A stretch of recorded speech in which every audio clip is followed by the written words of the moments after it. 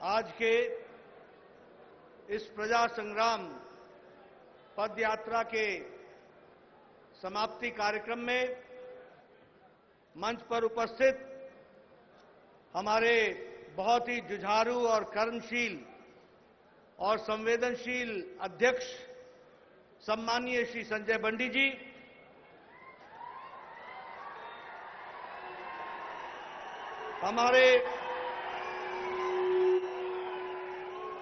हमारे भारत सरकार में मंत्री श्री जी किशन रेड्डी जी, हमारे तरुण चुग जी, महामंत्री भारतीय जनता पार्टी, हमारे वरिष्ठ नेता और विधायक एटला राजेंद्र जी,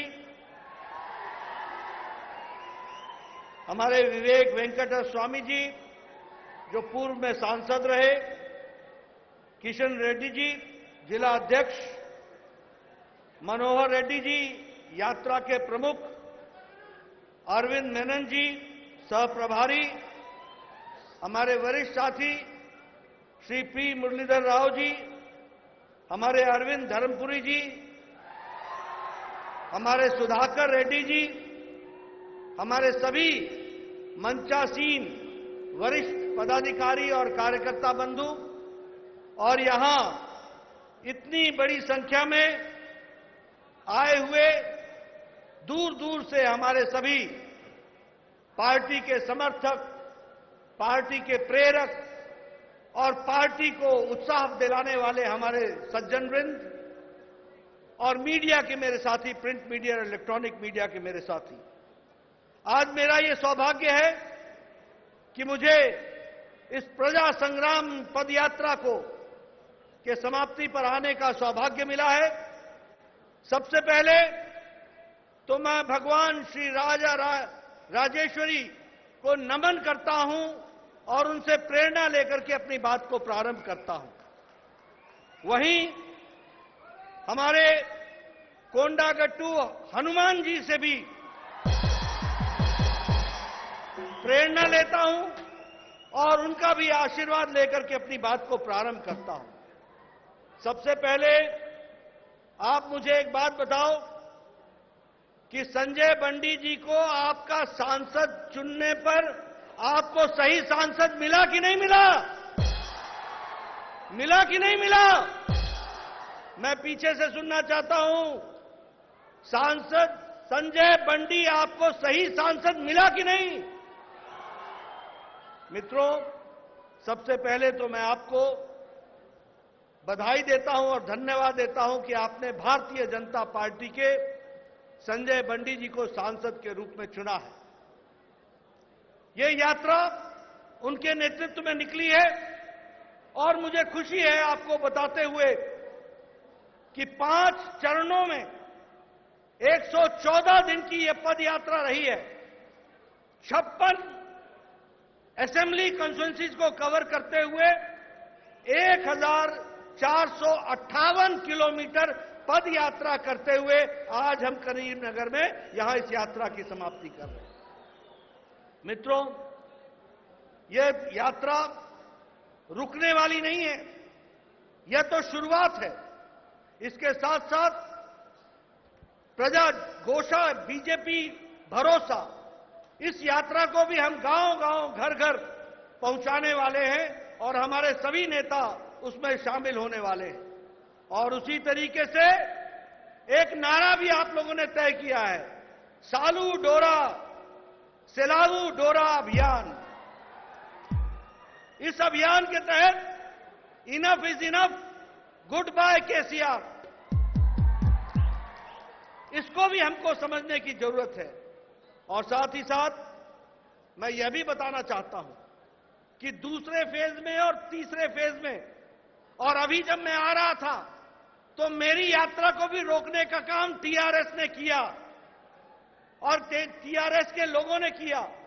मैं केसीआर को बता देना चाहता हूं कि ये प्रजातंत्र है। दमन को प्रजातंत्र के अंदर इतिहास के कूड़ेदान में दफन कर देती है ये जनता है। इसको पहचानो, इसको समझो। और इसीलिए मैं ये कहना चाहता हूं कि पार्टी ने इस यात्रा को निकालकर जो लोगों का जन आक्रोश था उसको लोगों के साथ मिलकर के समाज में, देश में, प्रजातंत्र में बताने का काम ये हमारी यात्रा ने किया है। और साथ ही साथ मैं ये भी बोलना चाहता हूं कि आज जब मैं यहां आया हूं तो एक तरफ भारत सरकार मोदी जी के नेतृत्व में चल रही है, जो आम गांव, गरीब, वंचित, पीड़ित, शोषित, दलित, महिला, किसान, युवा, इनको ताकत दे रही है। और वहीं केसीआर की सरकार भ्रष्टाचार, अनाचार, प्रजातंत्र का गला घोटने वाली और जनता विरोधी नीतियों के साथ वो यहां पर काम कर रही है। ऐसी सरकार को न रहने का अधिकार है, न काम को आगे बढ़ाने की दृष्टि से उन्होंने कोई काम किया है। अब समय आ गया है जब उनको गुड बाय कहा जाए, उनको आराम दिया जाए और हमारे लोगों को काम दिया जाए और सरकार को आगे बढ़ाने का इंतजाम किया जाए। मित्रों, अगर मैं समाज के सभी वर्गों की बात करूं, हम लोगों ने कहा सबका साथ, सबका विकास, सबका विश्वास, सबका प्रयास। कभी किसी ने सोचा था कि कोई आदिवासी महिला भारत की राष्ट्रपति बनेगी? कभी सोचा था कि कोई दलित भारत का राष्ट्रपति बनेगा? कभी किसी ने सोचा था कि 12-12 मंत्री हमारे दलित होंगे? कभी किसी ने सोचा था कि 8 मंत्री हमारे केंद्र सरकार में आदिवासी वर्ग से होंगे और 20 से ज्यादा हमारे पिछड़े वर्ग से होंगे? ये सबको साथ जोड़ने का काम, एक माला में पिरोने का काम, सबका साथ, सबका विकास, सबका विश्वास और सबके प्रयास को आगे बढ़ाने का काम किसी ने किया है तो नरेंद्र मोदी जी की सरकार ने और नरेंद्र मोदी जी ने किया है। यह हमको ध्यान में रखना चाहिए।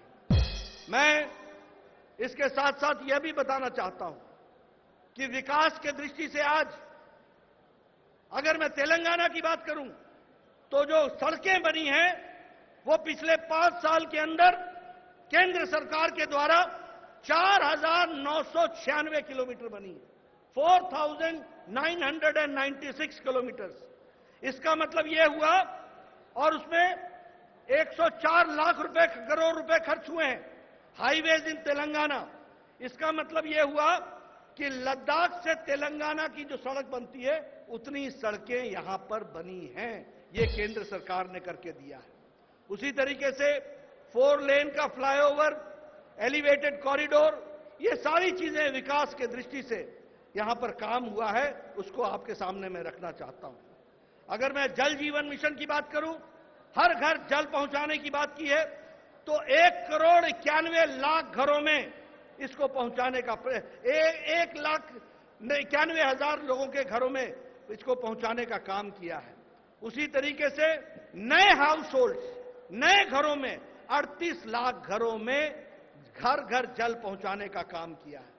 उसी तरीके से अगर हम देखें तो आज मुझे दुख के साथ कहना पड़ता है कि यह स्टेट तेलंगाना जो एक समय में सरप्लस स्टेट थी, उसको आज डेट में डालने का काम किया है तो केसीआर ने किया है। उसको अंधेरे में धकेलने का काम किया है तो केसीआर ने किया है। और आपको जानकर आश्चर्य होगा कि आज तेलंगाना प्रदेश, जो आज से 8 साल पहले सरप्लस स्टेट था, आज 3.29 लाख करोड़ रुपए के डेट में खड़ा है ये हमारा प्रदेश। उसी तरीके से केसीआर बोलते रहते हैं कि Telangana is a richest state. मैं उनको करेक्ट करना चाहता हूं, Telangana was a richest state, you have made it a poor state and a debt state. यह भी आपने ला करके खड़ा किया है। अगर मैं बात करूं, ऊंचे ऊंचे विचार लेकर के चले, ऊंची ऊंची बातों को कहने के लिए चले। मैं कोशिश करूंगा, आपके तेलंगाना में एक कहावत है, उस कहावत को मैं तेलुगु में बताने का प्रयास करूंगा। पता नहीं मैं समझा पाऊंगा कि नहीं समझा पाऊंगा, लेकिन मैं कोशिश जरूर करूंगा। वो कहावत क्या है? उट्टी एगरा लेनम्मा स्वर्गनिकी एगुरा दामू आनू कुंडी। यानी छत पर हांडी टांगने की जगह नहीं और सपने आसमान के देखने लगे हो, यह है केसीआर का काम। ऐसे लोगों को रहने देना है क्या? ये कुछ आपका भला कर सकेंगे क्या? बताओ मेरे को, भला कर सकेंगे क्या? मित्रों, आज अच्छा नहीं लगता है कहते हुए। ठीक है, केसीआर साहब को गुस्सा आता होगा, लेकिन आखिर एजेंसीज को उनकी बेटी को पूछताछ के लिए बुलाना क्यों पड़ रहा है? क्या कारण है? कौन सी ऐसी चीज है? भ्रष्टाचार में आकंठ डूबे हुए, और उम्मीद क्या लगाई है? भारतम राज्य समिति, अब भारत की राज्य समिति बनेगी, तेलंगाना की राज्य समिति नहीं रह गई है। और मैं तो ये कहूंगा कि टीआरएस से बीआरएस और बीआरएस से आने वाले समय में वीआरएस, वॉलंटरी रिटायरमेंट हो जाने वाली है। वीआरएस लेने वाले हैं, वॉलंटरी रिटायरमेंट स्कीम को लेंगे। उसी तरीके से अगर दुबाका में हमारी जीत होती है, अगर हमारी हुजूराबाद में जीत होती है, तो आने वाले समय में विधानसभा के चुनाव में आप भारतीय जनता पार्टी का समर्थन करेंगे, ये मेरा पूरा विश्वास है। मैं यहां यह भी बात कहना चाहता हूं, आपका ज्यादा समय नहीं लूंगा, मुझे आने में देर हुई है, मैं जानता हूं, लेकिन मैं आपको बताना चाहूंगा, एक समय में केसीआर कहते थे कि हम प्रजातांत्रिक तरीके से तेलंगाना को चलाएंगे। ये भी कहते थे कि मैं दलित को मुख्यमंत्री बनाऊंगा। बोलते थे कि नहीं बोलते थे? अब उनको बेटा, दामाद, बेटी के सिवाय कोई नहीं दिखता, और कोई नहीं दिखता। और ये प्रजातंत्र के बारे में बोलने वाले व्यक्ति आज पारिवारिक डायनेस्टिक रूल के तरफ जाने की कोशिश कर रहे हैं, परिवारवाद फैला रहे हैं। उसी तरीके से अगर मैं भ्रष्टाचार की बात करूं, तो मैक्रो लेवल पर लूट का काम केसी चंद्रशेखर राव ने लिया हुआ है, केशव चंद्रशेखर राव ने लिया हुआ है। और छोटे स्तर पर, माइक्रो स्तर पर इनके मंत्री और इनके एमएलए ने लूट का काम ले रखा है। मैं ठीक बोल रहा हूं कि नहीं बोल रहा हूं? मैं सच बोल रहा हूं कि नहीं बोल रहा हूं? मैं सच बोल रहा हूं कि नहीं? मित्रों, ये इनका हाल चाल हो गया है। और अगर मैं कहूं तो इन्होंने धोखा दिया जनता को, और धोखा दिया उन लोगों को जिन्होंने तेलंगाना बनाने में अपने आप को आहूत कर लिया, शहीद हो गए, उनको भी इन्होंने धोखा दिया है। और आजकल मुझे पता चला है कि आजकल लैंड रेवेन्यू में दरानी पोर्टल चला है। दरानी पोर्टल है, यह तो लूट का कारण बन गया है। यह टीआरएस के लोगों को लूट का तरीका बन गया है। उसको भी हमको ध्यान में रखना होगा, और उसको भी ध्यान में रख करके आगे समझना पड़ेगा। जहां तक लोकल बॉडीज का सवाल है, वहां भी उन्होंने किसी तरीके से कोई भी काम नहीं किया, और साथ ही साथ आर्थिक रूप से भी समस्या क्रिएट करने का काम किया है। और उसमें भी अगर 42,000 करोड़ रुपए का बजट ये मिला है, तो यह भी मिला है केंद्र सरकार के द्वारा, और इस तरीके की बात को भी हमको ध्यान में रखना चाहिए।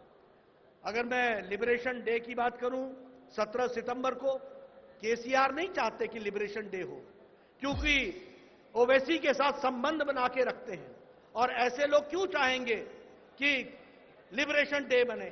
लेकिन हां, हम जानते हैं तेलंगाना का इतिहास, हम जानते हैं रजाकार की क्रूरता, हम जानते हैं किस तरीके से उन्होंने समाज को बांटने का प्रयास किया है। और हम यह भूलने वाले नहीं हैं कि किस तरीके से हमारी भारत की जनता ने इन रजाकारों का मुकाबला भी किया, और देश की आजादी के लिए भी अपने आप को जोड़ा है। ऐसे में लिबरेशन डे हम 17 तारीख को सितंबर को मनाने का, जिसको हमारे गृह मंत्री अमित शाह जी ने शुरू किया है, उसको और जोर शोर से मनाएंगे, और देश के दृष्टि से उसको आगे बढ़ाएंगे, ये मैं जरूर कहना चाहता हूं। मित्रों, वो यादें भूल गए। 2 बेडरूम बनाऊंगा, अपने तो फार्म हाउस बना के बैठ गए, और गरीबों को 2 बेडरूम से भी बेनसीब कर दिया, वह भी उनसे छीन लिया। उन्होंने कहा था कि हम 1 टाइम लोन वेवर करेंगे फार्मर्स का, अभी भी किसान इंतजार कर रहे हैं। उन्होंने कहा था कि 2 एकड़ लैंड एससी को और 3 एकड़ लैंड एसटी को देंगे। हमारे एससी भाई और एसटी भाई भी इंतजार कर रहे हैं। और स्टाइपेंड के लिए युवाओं को एक बड़ा अच्छा फिगर बताया था, 3016 रुपीज पर मंथ। ये 16 रुपए क्यों जोड़े थे मेरे को आज तक समझ नहीं आया। ये क्यों जोड़े थे मेरे समझ में नहीं आया। ऐसा लगता था जैसे एकदम जोड़ करके निकाला हो और 16 रुपए तेरे बनते हैं तो 3016 रुपए हम तुमको देंगे। आज भी बेचारा युवा इंतजार कर रहा है उस 3016 रुपए के लिए, वह भी हमको ध्यान में रखना चाहिए। कहा था केजी से पीजी तक हम पढ़ाई करने की व्यवस्था करेंगे, उसका भी क्या किया वो भी आप सबके ध्यान में है।